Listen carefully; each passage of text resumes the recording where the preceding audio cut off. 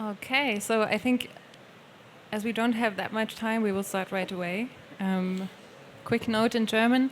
Wir sind hier anlässlich des Erscheinens der deutschen Übersetzung von Suleimans Roman und werden das Gespräch aber trotzdem auf Englisch führen, einfach um mehr Zeit für das Gespräch zu haben. Ich werde trotzdem aber einen Ausschnitt aus der deutschen Übersetzung gleich lesen. Falls jemand dem Gespräch auf Englisch nicht so gut folgen kann, wir sind hinterher noch einen Moment da, wir sind ansprechbar, also kommen Sie gern auf uns zu. So again, welcome everyone. Thank you so much for being here, and thank you for your interest in the seers, die Sehenden. Please join me in welcoming Sulaiman Addonia, who is here to talk to us about his book. My name is Sula Textor, and I had the pleasure of translating the seers into German for Orlanda Verlag. Before starting with an excerpt from the book, I'm shortly going to introduce the author and the novel, so we all know what we're talking about. Sulaiman, you came here from Brussels as part of the delegation of Flanders Literature because you live in Brussels as a writer, but you also founded the Creative Writing Academy for Refugees and Asylum Seekers that you're also working with. As well as a literary festival, the Asmara Addis Literary Festival in Exile, which you do every year, every 2 years. What is it? Yeah. Every year. Every year. Before moving to Brussels, you spent many years living in London, a city which played a major role in the novel as well. And somewhat similar to the novel's protagonist, Hannah, you arrived in London as an underage, unaccompanied refugee in the early 90s after spending most of your childhood and youth in refugee camps in Sudan and Saudi Arabia. And similar also to Hannah, the protagonist and narrator of the book, you were born to Eritrean and Ethiopian parents in Eritrea. And I think we will get a very clear impression of the complexities of being an Eritrean, Ethiopian, British writer as you are, because this is also a position that Hannah, the narrator of the novel, finds herself in. The Seers is your third novel. All of your novels have been translated into German, among many other languages. It's the first time that I'm translating one of your books, so it's also a very special day for me to be here today. It's the first time we meet in person and the first time also we get a chance to exchange in person. So that's also a very special moment for me as a translator. The series, I didn't bring the English version of the book, but we have the German one here. It's not a long novel, but it's definitely not a light one. It's a novel that talks about the multi-layered consequences of colonialism. It's a novel about intergenerational, transgenerational dramas. It's a story about losing and finding homes, about wounds carrying through deserts and across oceans. It's a story about love, hatred, and also sexuality in a very political way, I would say. And all of that is narrated by a very unusual and a very powerful voice, that of the protagonist, Hannah. Hannah, as I said, after the early death of her mother, grows up in Eritrea with her father during the Eritrean War of Independence. Then her father dies too, and she spends some time with family members before being sent to the UK, where she arrives as a refugee at the age of 16, 17, something around that. With no passport, only a small bag. That's all she brings with her to London. And in this bag is her mother's diary, a diary her mother kept, which her father gave to her when she was younger, but that she has never read, and that she will read for the first time during her first weeks that she spends alone in her room in London. Yes, I think that's all we need to know, and now we have to hear Hannah, so you get an impression of the sound of her voice, of who is talking to us. I will be reading from the German translation, as I said, and I will be reading the first 2.5 pages approximately, and then we will talk to Sulaiman about the book.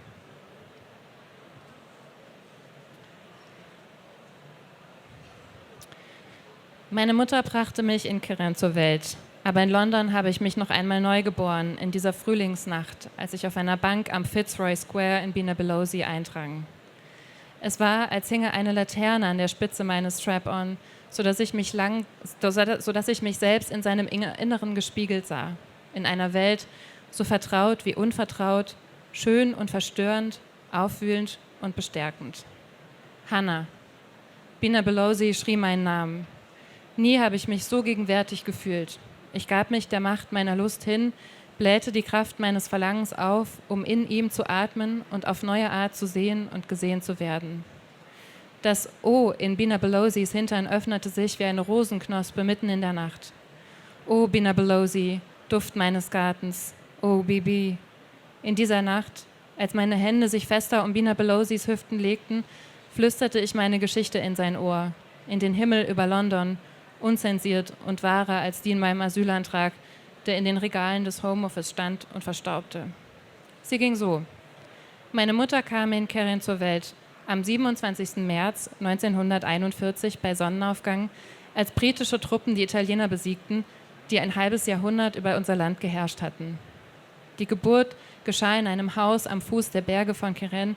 Die Stadt hatte 3 Monate lang Gefechte erlebt, 3 Monate lang Europäer um unser Land kämpfen sehen, 3 Monate, in denen meine schwangere Großmutter Stoffe mit Blumen und Schmetterlingsmuster um ihren Bauch band, während ganz in der Nähe heftiges Artilleriefeuer tobte.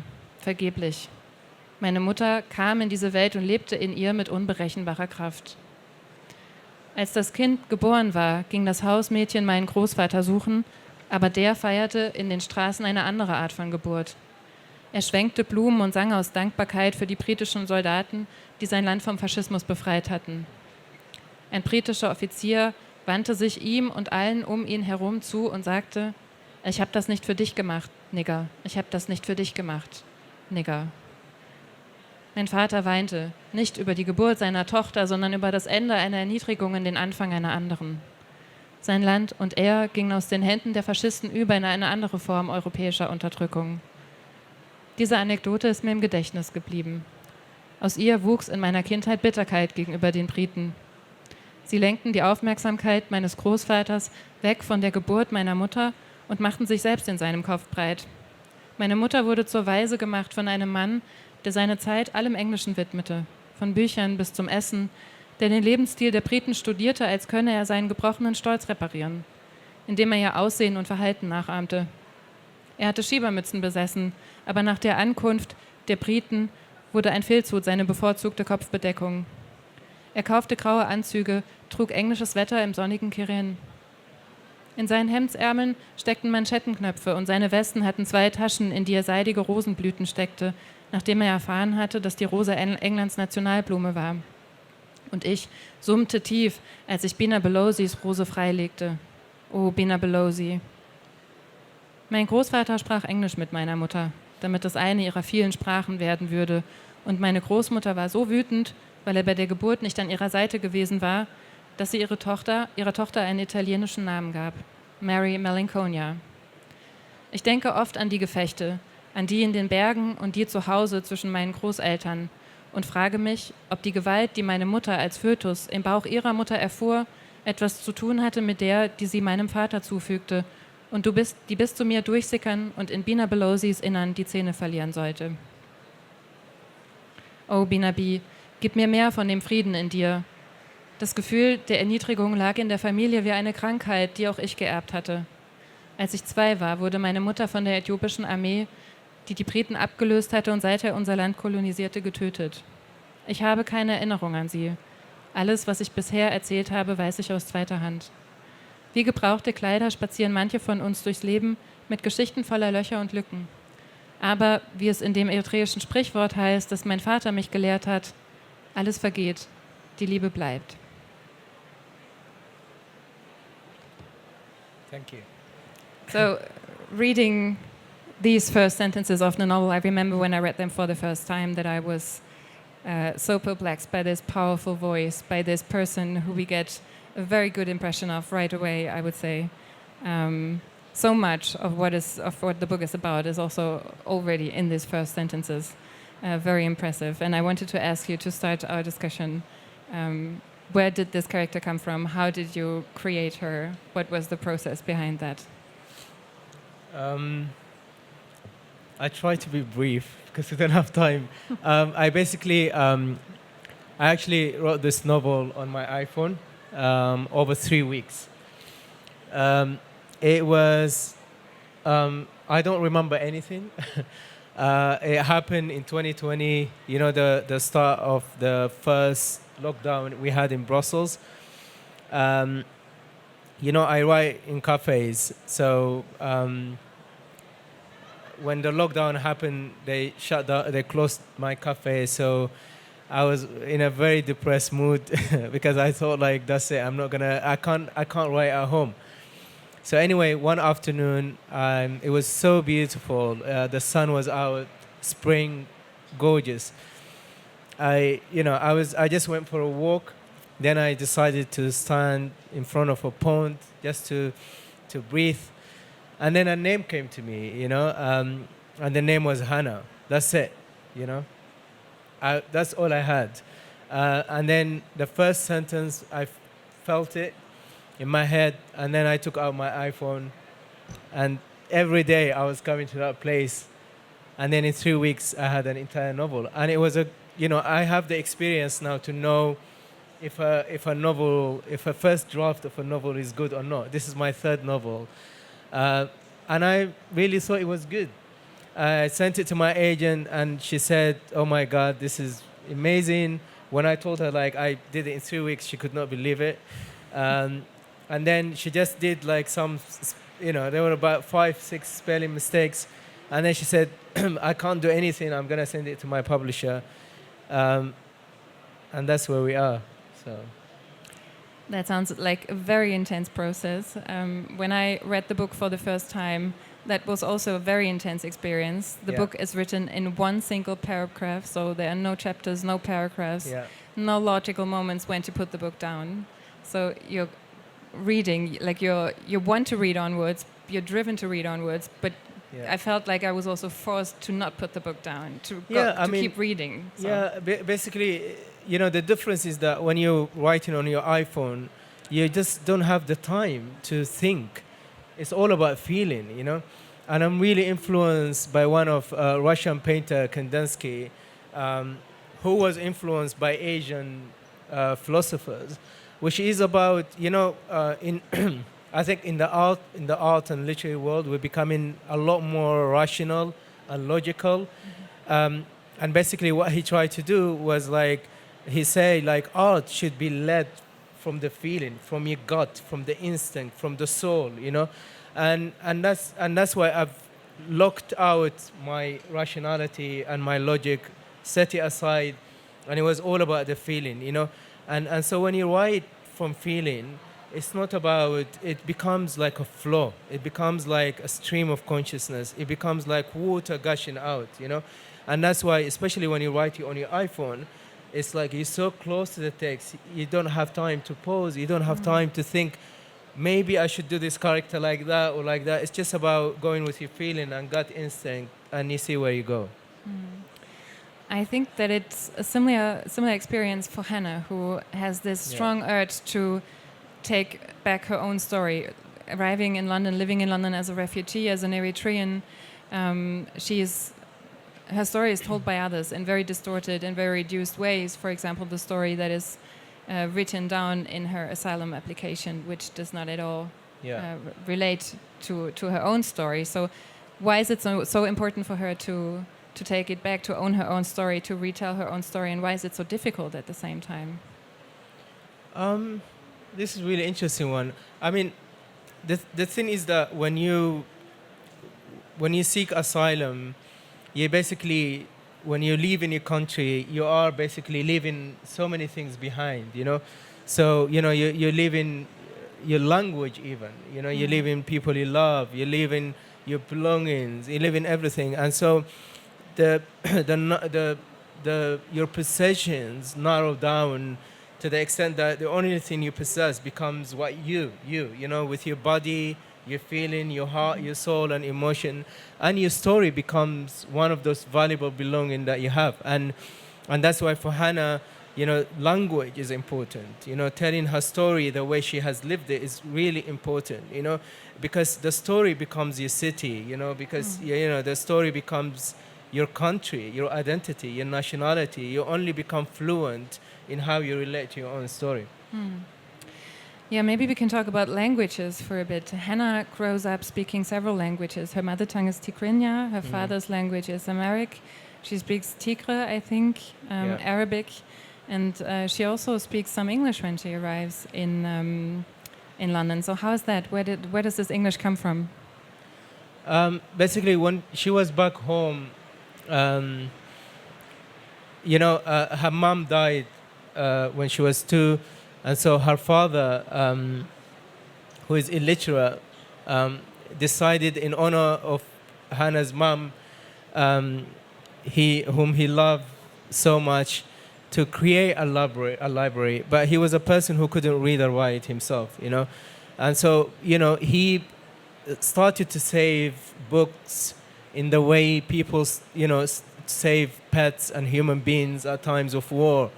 And he created at home a library, and he instructed his daughter Hannah to read every single library, because he was obsessed with this idea that books and stories are the foundation of any society, of a country. And he was obsessed with this idea, like he is going to create this kind of wealth and richness that inside Hannah, that she didn't have in the real world. So the books that she reads, the characters that she comes in contact with, the cities, the rivers, the seas that she finds out in her books become the wealth of her existence, and that's why stories are so important in Hannah's life. Again, because of scarcity, when you don't have a lot of things around you, to distract you, the focus is you, the focus is your story, the focus is the little things that you have. I think when Hannah's father dies, she says something like she believes that her father was trying to make literature her foster home. So would you say that living in London many years later, has literature become one of Hannah's homes after leaving behind her home country and her family? I think so, in a way that it had become my home. I mean, it has. I mean, I'm like similar to Hannah. I'm somebody who moved a lot, and in every country it became about losing things, losing language, losing people, and then trying to kind of like find alternative, find new people, find a new language, trying to acclimatize to new society, But literature, imagination has been the constant thing in my life, in the way it has for Hannah, And that's the power that, my existence drives from literature. You take away my literature, I collapse. I don't exist, for people like that, we create a language, and the language is not English or Dutch or German or Arabic or anything like that. It's the language of your interior. It's the language of your emotion, and how you're bold enough to recreate a world inside you that replicates the world that you lost. I think you have got an impression of that from the first paragraphs, or from the first sentences of the book that we've heard, that Hannah is also searching for a language that doesn't need words, a language that comes from the body, that comes from very intimate experiences.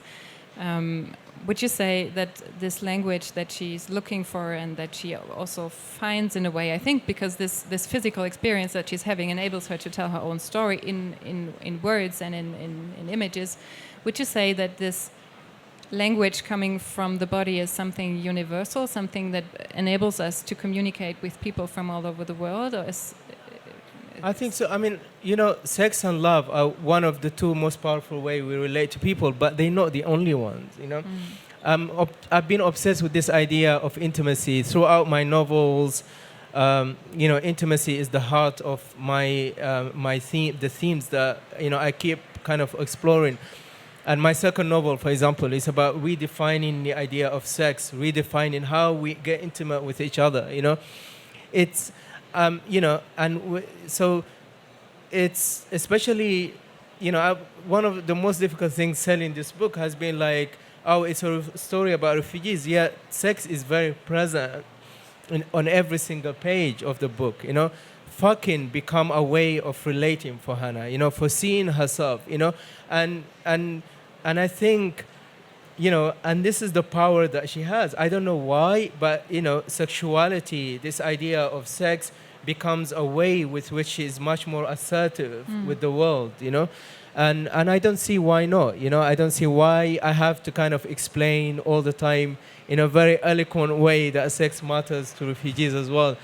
So rather than doing that, all I'm trying to say is that I'm not saying sex is the most important thing for Hannah, but I think sex becomes as important as to a lot of people who don't go through violence and war, Because you mentioned your second novel. I came across a review of the German translation of your second novel a couple of days ago, and the reviewer was a big fan of the book, but she also said one thing that really stuck with me, that was she thought it was unrealistic to have a young woman living in a refugee camp in Saudi Arabia, discovering in Sudan, in a country where discovering your own sexuality isn't encouraged in any case. She thought it was unrealistic for a young woman to be talking about her sexuality. Or for a man. I mean, that's because there are characters, which is really, it's like,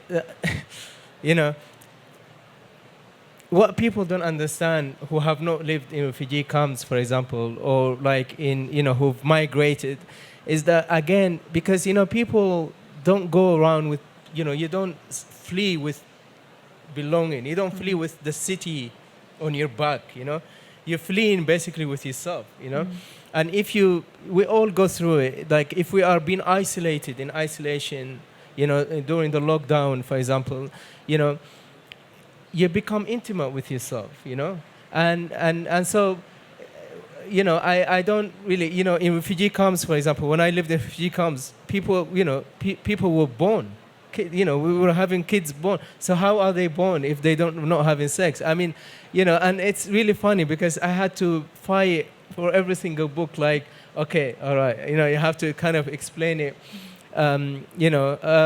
But again, I think it's all about what makes you human, and especially when you live in refugee camps and all those kind of places, you're trying to kind of, it's very dehumanizing, And the only way to bring humanity back to yourself is your body, is your language, is your relationship to the people around you, is how generous you are with, to the extent that you share every small single breath, and people share love as a way of kind of reclaiming humanity. Speaking of sex and intimacy, I mentioned the diary of Hannah's mother that she brings with her to London, not having read it, and she starts reading it in these first weeks in London. Maybe you want to talk a little bit or tell us what kind of diary that is and what it does to Hannah and to her life. I mean, the diary is, I think, it's really, I don't know if I have the time to kind of answer that question, but I think briefly I would say, for me, the diary, it's about to what extent are we actually ready to share, as parents, to share our stories with our kids, our history. So in this diary, the mother is really writing about her sexual relationship to Hannah's father in a very explicit way. Exactly. So it's about to what extent are you actually, bold enough to share intimacy with your kids, And that's the question I think that that we get from those diaries is, and I often think about what is the most difficult decision for a parent is, do you share your history with your kids or not? And I think both have consequences, And with Hannah's case, I think that dad decided, like, especially since she's going away, that it's really important for her to know her history from her mom's, from her mom's words. It's her mom who is kind of narrating about, this is what I have been through, these are my desires, these are my feelings, these are how I related to your father, And so that becomes a history as relevant as a country's history, So I think what it's trying to say is that, being knowledgeable about your country's history is important, but also about your family's history as well. I think we would find lots of more to talk about. Yeah. There's so many interesting themes in the novel. Unfortunately, I think this is all we have time for here today, but I want to invite you to join us behind the wall on your back. We will be there with some books. Sulaiman will be there. We can answer questions, and you will also be signing books if you want to get your own copy. So I invite you to read the book, to get your own copy, and thank you again very much for coming and listening, and thank you, Sulaiman, for talking to us and for this wonderful novel. Thank you so much. Thank you, Sula.